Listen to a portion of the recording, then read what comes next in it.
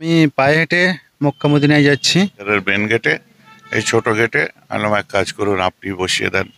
আপনি যখন এই কাজ করতে করতে যাচ্ছেন, আপনি ওই কাজটা বসিয়ে দেন। বৃক্ষরোপণ করতে করতে 2020 সালে আমি পায়ে নিয়ে নিয়ত করেছিলাম পায়ে হেঁটে যাব। সেই সাথে সাথে বৃক্ষরোপণ করব। সেই সাথে পরিবেশ রক্ষার একটা প্রচারও হবে, পরিবেশও রক্ষা হবে এবং আমাদের প্রজন্ম সুস্থ থাকবে। একটা মানুষ বেঁচে থাকতে গেলে আহ, যতটা পরিমাণ অক্সিজেন দরকার, এই পৃথিবীতে অক্সিজেনের মাত্রা আস্তে আস্তে দিনের পর দিন হ্রাস হতে চলেছে। তো বৃক্ষরোপণ অতি অবশ্যই প্রয়োজন আমাদের প্রজন্মকে বাঁচাতে গেলে। এর আগে আমি সাইকেলে পরিবেশ রক্ষার প্রচার নিয়ে বাংলাদেশ, নেপাল, ভুটান ও সারা ভারতবর্ষ বৃক্ষরোপণ করেছি।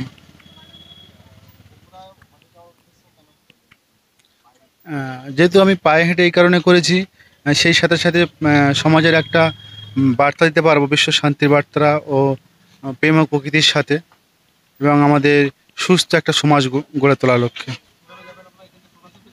আমি এখান থেকে Pakistan, Afghanistan, Iraq, Iran, Kuwait, আরবে যাব। তো আমি এখান থেকে চাপাডাঙ্গা হয়ে আরামবাগ হয়ে আমি আরও বাঁকুড়ার দিকে রওনা দেবো। ওই রোড, দিল্লি রোড ধরবো। ওখান থেকে Haryana, Punjab, Pakistan, Afghanistan, Iraq, Iran, Kuwait, Arab. আলহামদুলিল্লাহ, ভালো পদক্ষেপ। উনি বৃক্ষরোপণ করতে করতে মক্কা শরীফে যাচ্ছেন, মদিনা শরীফে যাচ্ছেন। আমারও এখানে একটা কাগজ ফুল গাছ কিনে রাখাই ছিল।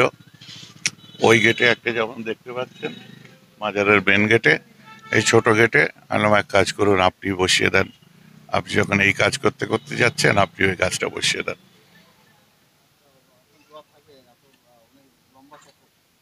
হ্যাঁ, আলহামদুলিল্লাহ, আল্লাহ ওনাকে কামিয়াব করুক।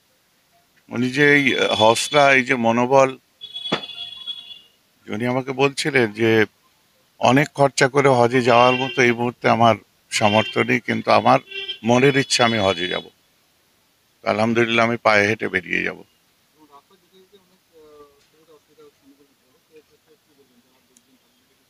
না, নিশ্চয়ই প্রশাসন খেয়াল রাখবে, সে হেঁটে যাবে এবং বিভিন্ন দেশে যে এন্ট্রি করবে, লিগ্যাল ভিসা নিয়ে, পাসপোর্ট নিয়ে তিনি এন্ট্রি করবেন। তারপরে আমাদের যতটা আমাদের দেশে থাকবে, আমরা সবাই আছি, লক্ষ্য রাখবো, অবশ্যই রাখবো।